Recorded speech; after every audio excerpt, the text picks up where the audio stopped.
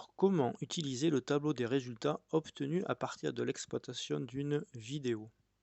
Alors, je peux faire apparaître l'image de la vidéo en choisissant l'onglet situé en bas, l'onglet vidéo.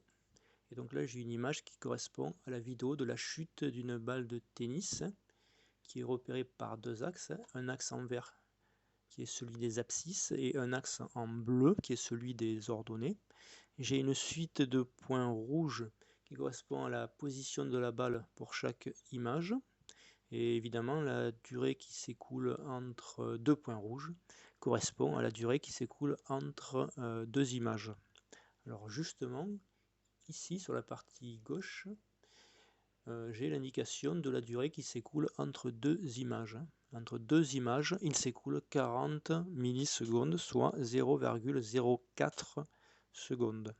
Alors si je veux revenir au tableau, eh bien, je sélectionne en bas l'onglet tableau. Alors qu'indique ce tableau?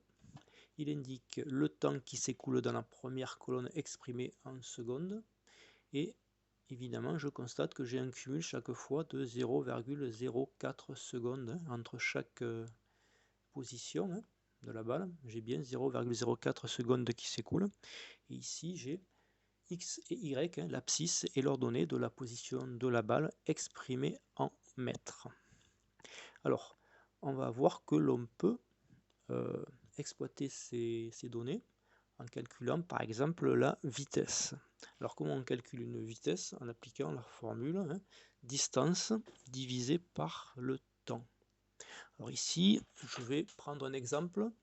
Je veux calculer la vitesse pour la position 5 de la balle. Alors je vais procéder comme pour un tableur. Je vais déjà taper égal. Alors pour la position 5, je prendrai comme distance la distance qu'il y a entre la position suivante et la position précédente, soit ici y6 moins y4. Donc je vais ouvrir la parenthèse. Alors plutôt que d'écrire, de taper y6, je vais sélectionner la bonne cellule, celle qui correspond à y6, et pareil pour y4. Je ferme la parenthèse et je vais diviser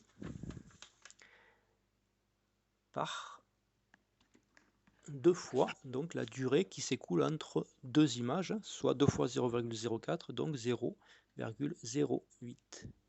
Je tape ensuite Entrée et j'obtiens donc pour la position 5 une vitesse de la balle égale à 2,25 mètres par seconde.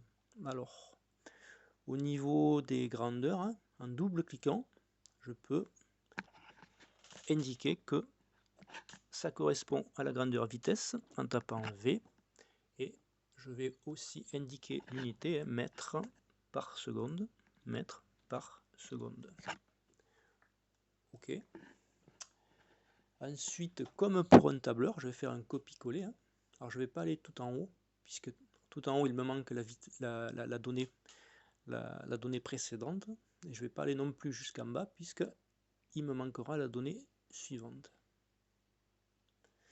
Alors je peux même calculer l'accélération. Alors je vais indiquer A pour accélération et je vais indiquer mètres par seconde au carré. Alors le calcul ressemble à celui pour la vitesse, sauf qu'à la place des distances y, je prendrai les vitesses. Autrement dit, pour l'accélération correspondant à la position 2, donc encore une fois je taperai égal, et je prendrai l'écart qu'il y a entre la vitesse suivante et la vitesse précédente. Donc ce qui me fait dire que il faut que j'utilise la cellule suivante. Donc j'ouvre la parenthèse, la vitesse suivante moins la vitesse précédente et je divise toujours par 0,08. Voilà. Ensuite, je peux faire un copier-coller. Alors, et au niveau du graphique, eh bien, on voit que si on veut, on peut faire apparaître ces deux grandeurs. Par exemple, la vitesse. Je peux la faire apparaître.